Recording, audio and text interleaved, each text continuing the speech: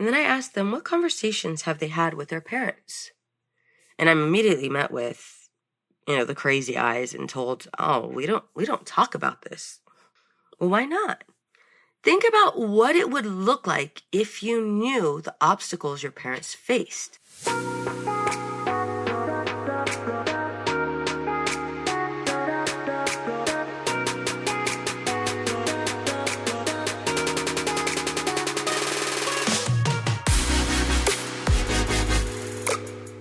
Hi, I'm Veronica Cisneros, licensed marriage and family therapist, entrepreneur, and host of the Empowered and Unapologetic podcast.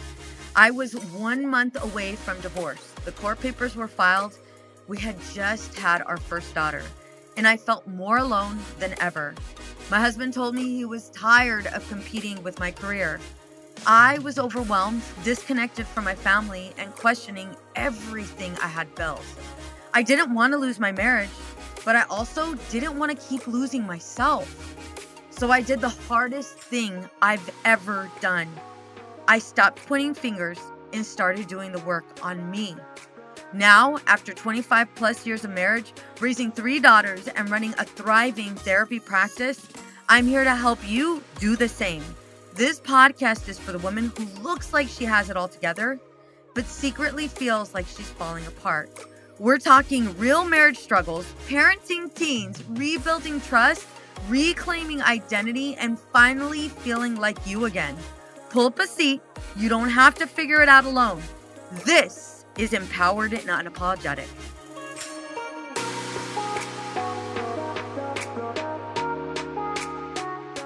Have you ever yelled at your kid and then froze because you realized you sounded just like your mom? You swore you'd parent differently, but the words, the tone, the reaction, it's all too familiar. In this episode, I'm diving into how generational trauma shows up in our homes, what it takes to break the cycle, and how you can start parenting from a healed place, not a hurt one. If you've ever felt that sting of regret, Mama, you're not alone. Let's talk about it. It was a long day, like crazy long day. However, I did promise the girls that they could have a play date. So I kept my promise, told the girls, your friends are coming over. We're going to hang out. But once I say it's done, it's done. So we had a whole agreement down, right? Friends came over, mom came over, we hung out. It was good. We had fun, right? So the kids are up there playing. We're having a good time. We give them the 10-minute warning, right? Go ahead and start cleaning, get things in order because they're going to leave in 10 minutes. I think it was Aaliyah. Yes, it was. Aaliyah came downstairs. She's like, hey, Mom. And I was like, yeah. And she goes, Aubrey was laughing so hard she peed. And it was like, all right, just go ahead and put a towel over it, wrap up, and then I'll go ahead and take care of it once I'm done. So she's like, okay, Mom, no problem. Went upstairs, and I'm just like, God, I'm so tired. I'm so tired, but whatever. We walked, the girls out, my friend out, and called it a night. So I finished cleaning up downstairs, right? Finished washing dishes. And then I made my way upstairs, told the girls to brush, rinse, and floss. I'm making my way towards the room. Well, as I start to, go up the stairs, I noticed this really, really strong smell, like crazy strong smell. And it's like, what the hell is that? And as I was getting closer and closer to the girls' rooms, the smell got stronger and stronger. And it's like, what? Why does it smell like bleach? Why does it smell like bleach? So immediately I say, hey girls, why does it smell like bleach? And it was quiet. And so I'm getting towards Aubrey's room, and the smell is so strong, so strong. I walk into the room, and there are towels laid out everywhere. And then I remember, shit, Aubrey peed. I still have to clean it up. No big deal, but why does it smell like Clorox? And so I lift up the towel, and there is a big ass circle. Huge Clorox stain, like next level Clorox stain. I try not to panic. I try to keep my cool. The girls at this point look scared. I don't know if it was my energy. I have no idea what it was, but they just automatically looked like scared and just like kind of like walking around, like just trying to avoid me. And then I go to the next towel. Fuck. Big ass bleach stained. My carpet is stained. It has big circle stains. At that point, I kid you not, I almost lost it. I literally almost lost it. Aaliyah looked at me with tears in her eyes, crying. Aubrey crying. Brooklyn has no idea what the hell is going on. She starts crying. I immediately run. I kid you not, I run to my room. Run to my room, lock it. I go into the bathroom. I lock it. I was not safe. I was not safe. All of a sudden, this rage came from nowhere. Like, literally, rage. I was so pissed off. Pissed. And I just couldn't get myself together. And I wanted to yell. I wanted to just scream. What the hell were you freaking thinking? Bleach? Clorox? Why? Why would you use Clorox? I immediately call my sister and I tell her what happened. The minute my sister says, they were just helping. I swear to God, I wanted to punch her in the throat. I swear to God, I wanted to punch her in the throat. It was like, I was so mad and I felt so invalidated by that comment. So freaking invalidated. Here I am alone. My husband's in freaking Afghanistan and I'm all by myself with all of these kids. I'm tired. I had a freaking play date like they wanted to. I did all of the things they wanted to. And it's like freaking 9 o'clock at night. I still have to study. I'm tired. I'm so freaking tired. But I can't go to sleep. I have to figure out all of the bleach that's in the room. And the girls can't sleep in the room because of the damn smell. I got to figure this out. I have no time. I got to figure this out. I'm pissed. I'm pissed that Willie is in Afghanistan hanging out with his friends and his Marines. Meanwhile, my ass is here trying to fix a situation. Isn't this supposed to be two parents? Why am I the only parent? Why the frick am I a single parent? What is going on? So I was pissed. Maybe I wanted to shake the shit out of my kids. I don't know. But I was just so mad. So mad. And I knew, again, I wasn't safe. I had to stay in this damn bathroom. And I was so freaking tired. I was also pissed because that damn carpet, we just replaced that carpet. Literally. And I fought so hard to get the carpet replaced. 2 weeks after we moved in, Willie left to Afghanistan. However, that's not the only thing that happened. Willie left to Afghanistan, right? And then also, it gets better. Also, in the middle of the night, I heard something downstairs. Walked downstairs to be met with water leaking from my ceiling. Shit. Luckily, I was up studying, but it was like 1 something in the morning. And, you know, our God, I can't even talk right now. I'm still mad. Our toilet was leaking and it was coming through the lights. Whatever, we got it fixed. I had to fight so hard to get the insurance company to change all of our carpet because they wanted to leave mismatching carpets. And I fought my ass off to go ahead and get that carpet replaced. We haven't even had that carpet for a month. And here it is in Aubrey's room, completely stained. So I was pissed off at that. I was pissed off at so many things. And again, I don't know what it was, but it was this rage. I don't want to say immediately because that's a lie. I ended up calming down. And then I called the girls in. Girls? But when I called them in, there was this feeling that came over me. It was as if my mom had entered my body. Back in the day when my mom used to get pissed, she would get mad. Mom, I love you. Don't get mad at me. She used to get so mad. Like literally mad. If our drawers weren't cleaned, or if we missed something or we didn't fold something, tornado was happening. Our clothes were going to be all over the floor. The dresser was going to be on the floor. And we had to re-clean it. She would be so pissed, yelling at the top of her lungs. And I felt that rage inside of me. What was wrong with me? What the hell was wrong with me? You know, I'm going to school to be a therapist, and here I am having all of these thoughts and emotions. Am I a bad mom? What's wrong with me? The girls came into the room, and Aubrey and Aaliyah just looked at me with tears in their eyes, and Brooklyn kind of hid behind them. And it pissed me off that they were scared. It made me so mad that they were scared. I don't know why, but that kind of fuels the anger. Have you ever had those moments where you've been so pissed off and your kids, your kids are like afraid of you and that's the last thing you want, but it just pisses you off even more? Yeah, that's totally what was happening to me. And I said, Aaliyah, come here. Come here, Aaliyah. And so she's walking towards me, scared. I immediately got down on my knees. She's little. I got down on my knees and I just held her. And she was crying. And it was so hard for me to hold her. So hard for me to hold her. But I just squeezed her so tightly. And I told her, I love you. Why was it so hard for me to tell my kid I love her? Why? What was going on inside of me? It felt like this tug of war between good and evil. And evil was trying so desperately to win. But I hugged her and I just started crying. Because I was so mad at her. And I wasn't safe around her. I wasn't. I had to lock myself in the room, in the bathroom. And I just hugged her. And I said to her, which was so hard to say, and I forced it out. I knew it had to be said. Aaliyah, I know you were trying to help me. And she just looked at me with tears in her eyes. And she said, Mom, I know how tired you are.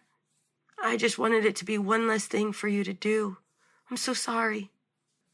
Ladies, there's this thing called transgenerational trauma.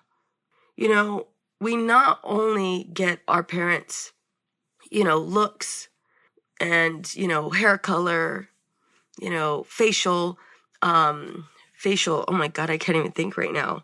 Like, our facial traits, right?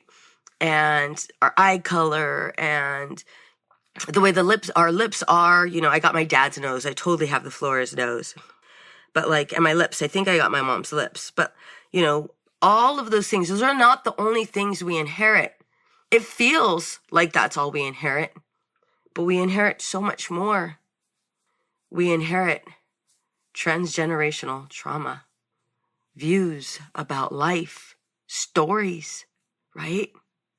So I was reading this article and it was talking about transgenerational trauma. And I'm going to go ahead and read from it. The article is called Breaking the Chains of Generational Trauma by Elizabeth Dixon. Definitely encourage you guys to read it. But I'm going to go ahead and read something from it. Transgenerational trauma refers to a type of trauma that does not end with the individual. Instead, it lingers and gnaws through one generation to the next. Families with a history of unresolved trauma, depression, anxiety, and addiction may continue to pass maladaptive coping skills and distressful views of life onto future generations. In this way, one can repeat the same patterns and attitudes of former generations, regardless of whether they are healthy or not. And so what was happening to me during that time of me being locked in the bathroom, it wasn't that I was going crazy. That was proof that I had inherited my mom's pain, right? It was proof that I might have inherited some form of anxiety, some form of distrust, views of life, right? And these dysfunctional, distorted views of life. But it didn't stop there. I probably also inherited it from my grandmother. And then if we look back, my great-grandmother, I look back at their lives and I don't think they were happy. Why weren't they happy? Well, because they weren't taught how to love. They weren't given love. Love was conditional. Love was conditional for all of them. And I'm sure that there was some form of child abuse that had happened for each one of them, including me, right? My mom was so stressed out with my dad constantly leaving and my dad's addiction. And in so many ways, it was taken out on us. And that wasn't what she meant to do. She didn't mean to do this. But when you don't have coping skills and you have distorted views of life because you were conditioned to believe certain things, then our children pay. And I knew for damn sure there was no way I was going to repeat that cycle. But I also knew that I wasn't completely educated on how to break it. As a therapist in my office, I'm looking for patterns. And one question I often think to myself while working with individuals is, how is this person recreating their childhood? How are they recreating their childhood? And, I think about like their survival messages. And I know for me, my survival messages were, you can't trust a man because he'll cheat on you. You have to have your own bank account because when he leaves you, not if, when his ass leaves you, you better be prepared, right? You have to yell at your kids. You have to yell at your kids. That's the only way they're going to listen to you. You can't talk to them. What the hell are you going to talk to them for? A couple of examples also that I was given, and I'm sure a lot of you were, this one's common. Don't cry. It's a sign of weakness. Don't trust men. They will screw you over. Don't ask for help. People will see you as weak and take advantage of you. And I want you guys to think right now, what were some of the messages you received? What were some of the survival messages you received as a kid? What were they? And how do you see that play out in your life? And, after experiencing that complete rage, it made me question, how was it that all of that anger came in so quickly? Why was it so hard to fight against it? Why did I have to lock myself up? And it's something most women don't talk about. And we don't talk about it because we don't want to feel shame. We don't want CPS called on us, right? We don't want to feel shame. We don't want to feel, we don't want to admit that shit, we don't have it together. We don't want to admit that maybe sometimes we're not the best parent. And so none of us talk about this. But we all for damn sure experience it. We all for damn sure feel it.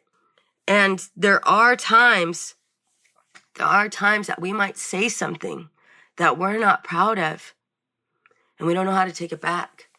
So we stay quiet, and we just let it go, not knowing that our kid is now carrying that generational trauma, and she will repeat it when she has her kids, or he will repeat it when he has his kids.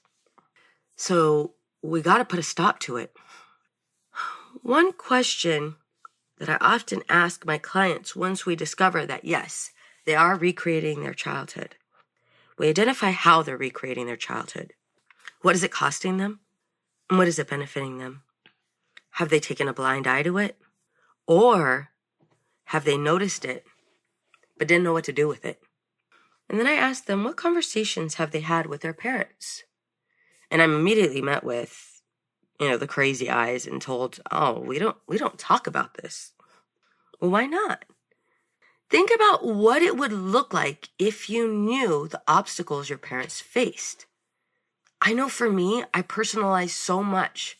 I thought I wasn't enough. I thought it was my fault that my mom was always mad or easily triggered. I had no clue she had her own past traumas. I felt the same exact way with my dad and his addiction. Why couldn't I get him to stop? Why wasn't I enough?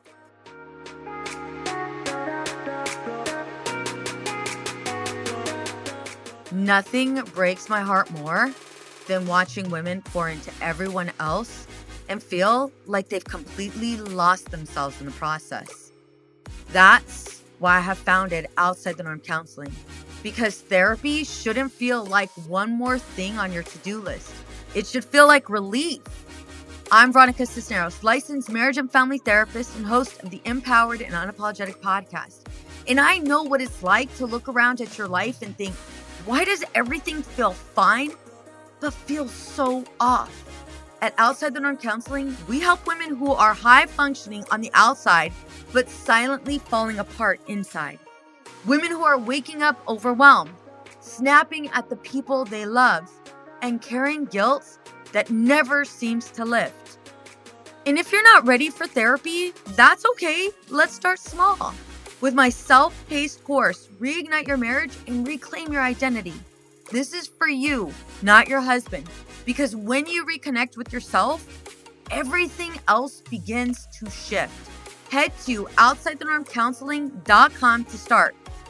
Remember, you don't have to keep holding it all together. You just have to take the first step.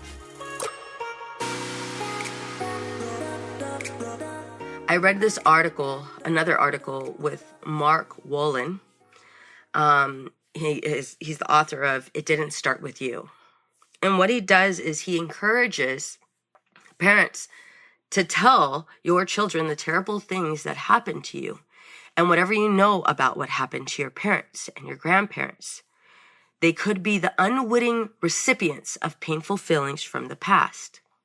When you tell them what tragedy smoldered in the family history, it can come as a great relief to them, especially if they make the connection that they've been carrying what belongs to you or to your parents or your grandparents. And I know for me, I ended up doing a podcast with my mom. And it was such a great podcast. Her and I, don't get me wrong, her and I do have conversations, but I'm going to tell you, I have never had an in-depth conversation with my mom as I did on a recorded line. And the episode is called What I Learned from My Mom. It's episode 116. But in that episode, I realized that mom as well was trying to break transgenerational trauma, but she didn't know how. And so she went above and beyond, putting us in pageants, putting us in modeling. She did all of the things, right? All of the things to go ahead and keep us distracted. All of the things to distract us, right? And to make us better. But the thing is, she went from one extreme, her childhood and what she learned from her childhood, to the other.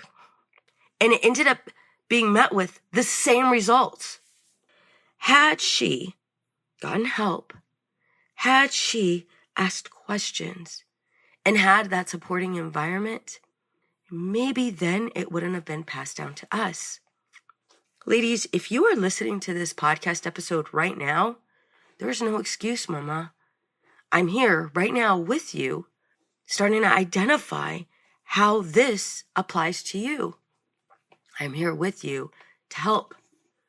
Okay? So in addition to communicating with your children about your story, it is also so important to seek help. You can either repeat this dysfunctional pattern, or you get to create something new, something healthy. But this only can happen if you start to work on you.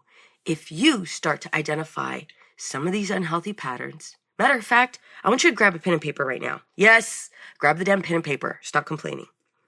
Grab a pen and paper. And I want you to identify what things have you repeated. What were your survival messages? And I'm going to go over them again real quickly. My survival messages were, don't cry, it's a sign of weakness. Don't trust men, they will screw you over. Have a separate bank account so when he leaves you, you're prepared. Don't ask people for help. All of those were my survival messages. All of them were freaking unhealthy. We need to go ahead and create safe environments for us, because by us creating safe environments, we then model something different for our kids. So their core beliefs aren't similar to what ours are right now. And I know for most of us, that core belief is, I'm not enough. I'm not enough. If I was enough, things would be different.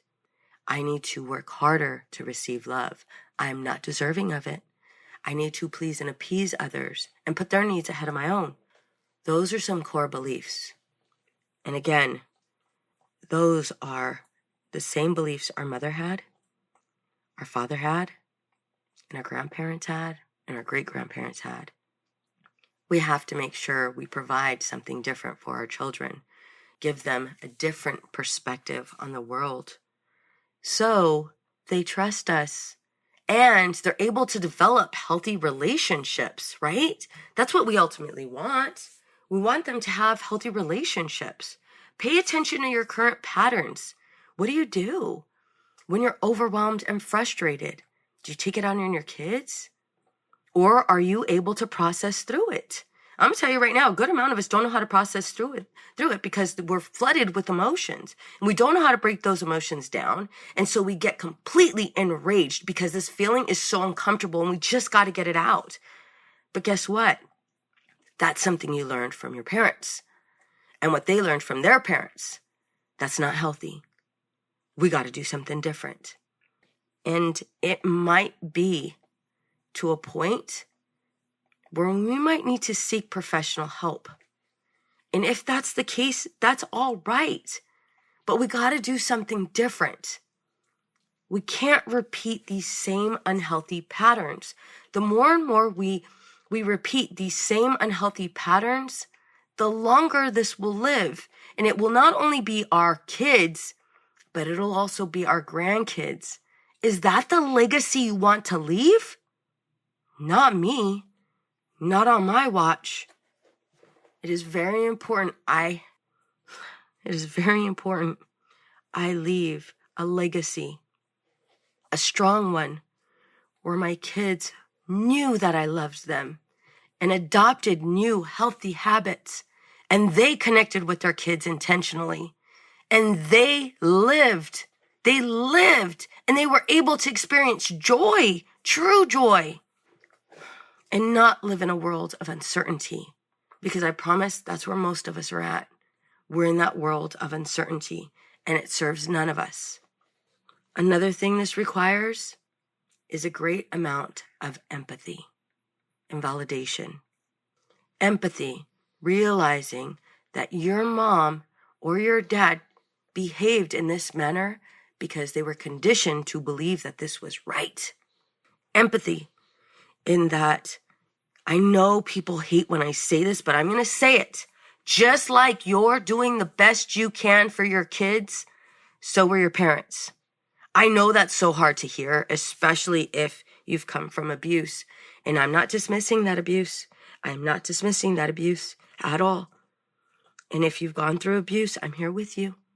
Hurt people hurt people. And it's no excuse. But I just don't want you to be imprisoned by this anymore. I don't want you to be imprisoned by this anymore. I want you to heal. You are an amazing mother. And I see you busting your ass trying to create this perfect life for your family. I see you. And I'm so proud of you. You are doing an amazing job. The fact that you're listening to this podcast episode is proof that you want something different. So let's do it together. Homework. I want you to have an open, honest conversation with your kids. Obviously, child appropriate. But I want you to have an open and honest conversation with your kids about your past and some of the things you endured. If you did something maybe that your parents thought was wrong, how were you disciplined? How were you loved? What was the definition of love for you? How was love shown in the house? How was appreciation shown in the house? How was a congratulation shown in the house? What was fear met with? And I want you to be honest. I know for me, fear was met with invalidation. Oh God, really, Veronica, you're scared of everything. I know love was something earned. If I did well in grades, with my grades, there was love. If my dad was maybe at his highest peak, maybe I received love. But that involved drugs.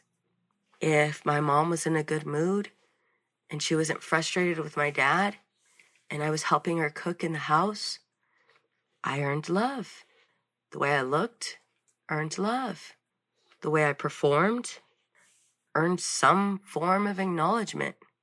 But other times, it wasn't acknowledged. So that just meant I had to try harder and do more. That's so untrue. I want my kids to know that they're loved no matter what. On their good days and their not so good days. But by having conversations, honest conversations with my kids, they have a better understanding of maybe why I am the way I am. And why it's so important for me to change it. And why I might apologize to my kids sometimes for maybe acting out of line. And yes, I have apologized to my kids. I recognize when maybe I took something a little too far. And I'm honest and open with them about it because it's important. It's important my kids don't feel like they're not enough. Have an honest conversation with your kids. You might want to have this conversation with your husband first and have conversations about how they were loved, how they were rewarded, how they were met if they were afraid. How did their parents meet them if they were scared or had an issue? That's a really important conversation to have with your husband. And then you guys get to both have a family evening conversation, right? And just talk about it and let them ask questions. The next thing, if you realize that you are struggling with adopting new habits, or hell, you don't even know what those habits are, Mama, reach out to me. I'm here. If you're looking for parent coaching, I got you. If you're struggling with anxiety or depression, I got you. I have a whole team waiting to go out and help you. You can contact our office. You will be met with Deborah, who is my assistant. You will contact our office. My number to our office, the number to our office is 951-395-3288. Again, 951-395-3288.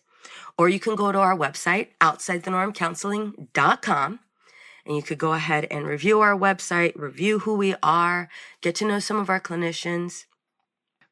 But if you find yourself in this state where you definitely need help because you're struggling with depression, anxiety, or both or more, Mama, it's okay.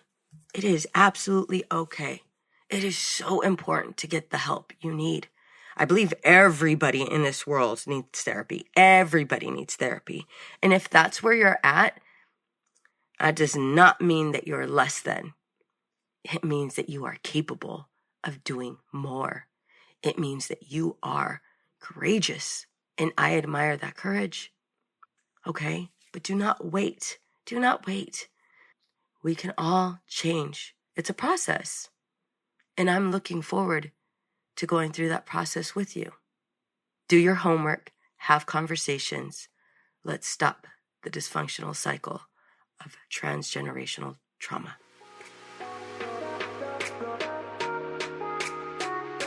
Many women lose their own identity in the shadow of being a mom and a wife. We are a community of women who support each other. We leave perfectionism behind to become empowered and unapologetic. I want to personally invite you to join our Girl Gang. It's a free Facebook community for women just like you. Go to www.facebook.com/groups/empowered and unapologetic. See you there. What's up, ladies? Just want to let you guys know that your ratings and reviews for this podcast are greatly appreciated. If you love this podcast, please go to iTunes right now, write a review, rate the episode, and subscribe. Don't forget to share it with your friends.